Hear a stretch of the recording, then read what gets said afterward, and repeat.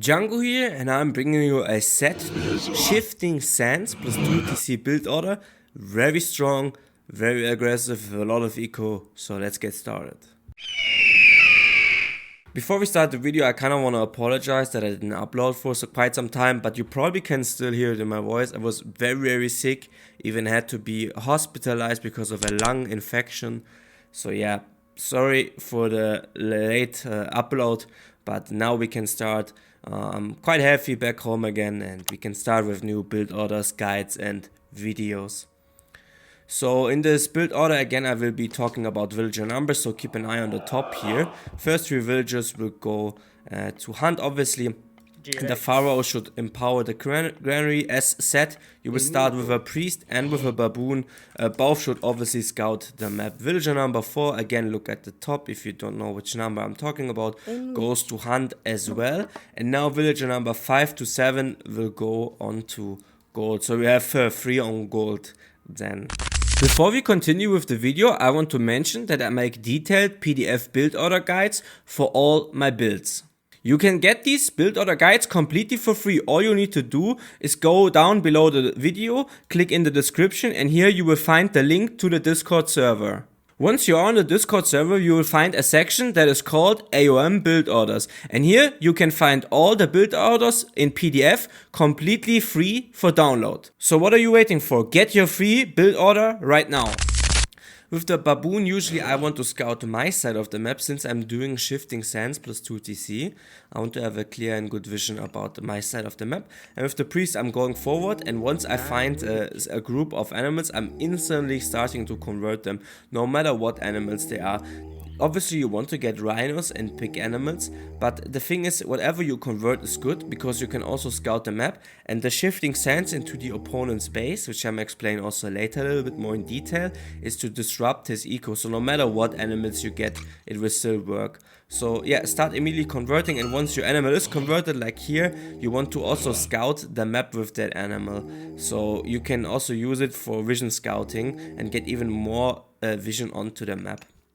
So now we have villager number 8, we have the 3 on gold, and villager number 8 will make a house and then will make a temple.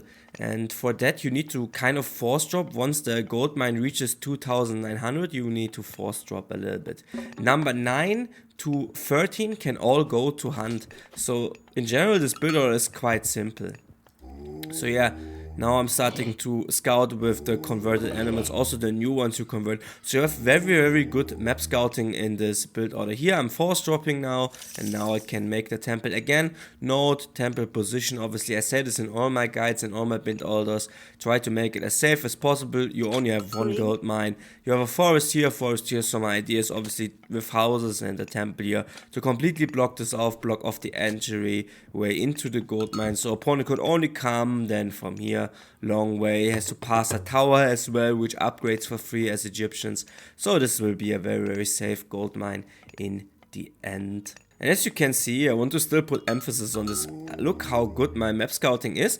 And in this build order, obviously, and I'm gonna pause here, you want to go for a second TC. So yeah, this TC is very far forward, really exposed. So I wouldn't suggest obviously to go for this TC. This TC makes way more sense. Also, I'm seeing I'm having some hunt here with rhinos. I have some berries here as well, which I can see, and I will scout here a little bit better. And there's a gold mine here, so a little bit more outside, but still, this is a great second defensive TC to take. So I will choose this one, obviously. Before I continue with the video, I want to mention that making videos like these costs a lot of effort in editing and creation. So consider subscribing and giving the video a thumbs up. Also, let me know in the comments what guide you want to see next. Villager number 14 and 15 should go to gold. Now you could click up with 14 here actually. I made it with 15, so it's a little bit easier for you guys to execute, but if you're a high level player, you can definitely go up 1 will less. Just want to mention that. And once you are clicked up, here I have enough resources, you want to shift over a couple of villages and the pharaoh. So you will leave 3 villagers on hunt. You will send 5 more to gold, and you will have 1 worker building houses. And you will immediately start making priests also once you have enough gold. In total, you want to make 4 priests. So with this thing, you have 3 on food. you will have 11 on gold, plus 5 empowering your mining camp, and you want to start making feasts. And also now, what you want to do is start sending your animals, your converted set animals, back to your temple. So you kind of want to gather in front of your temple, ideally where your opponent can't scout it or can't see you. So as you can see here, I'm making 3 more priests now, and trying to get up to the 4 priest number. Having my 4 priests now and my converted animals, I reach the 2nd age, and I obviously get more animals plus the budget.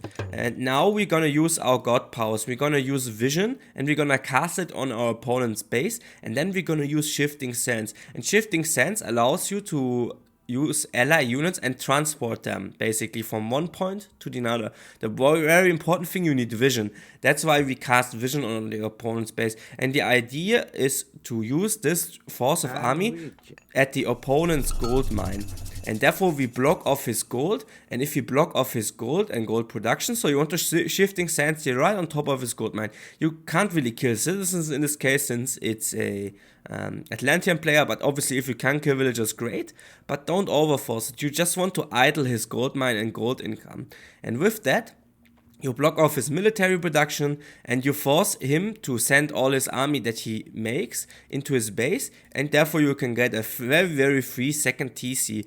Obviously you don't have to go for a 2nd TC. You could also play a 1 TC style after this, but I really like the 2nd TC idea because it's just so free because of that army presence here from those set animals plus the priests. Also something important for the build, 1 villager I would send it to wood to make a lumber camp, so you can get eco upgrades later, and also you could switch into slingers if you need and you already have a lumber camp, then it's easier. And once you have 550 gold, take 9 workers to build that TC. Leave 2 on gold, so you have some gold production. That's really important. And also send your Pharaoh over. Now you can see I'm using the shifting sands, bam, right on top of his gold mine, trying to idle his gold production. Obviously don't try to lose as many animals or as less animals as possible. And the reason obviously why you send priest here is obvious. Now you can see if he has a Promethean and a myth unit, you can just use the priest to easily kill off his myth unit as well, the early myth unit. And therefore you have a really big army presence in the opponent's base. And yeah, that's very strong. You can see here I even slacked off a little bit because I was microing the units here, so your TC will be a little bit later here, but no problem. Send the wilds over and make the 2nd TC while you fight here in the opponent's base. And new villagers, I would send them to food at the start here. Reason for that is obviously since food production is the most important to get those 2 TCs running. I'm thinking a good number is 15, 16 on food. Then you should have no problem running those TCs. You can even go a little bit more depending on if you also want to make eco upgrades on or what eco upgrades you want to make.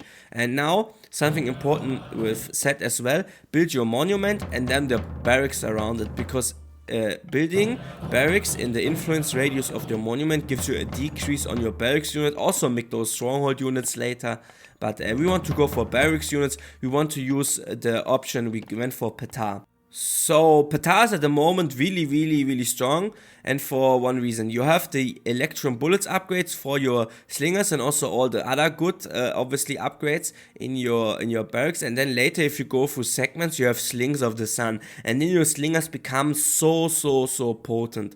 So yeah, these are the upgrades we are looking for then later.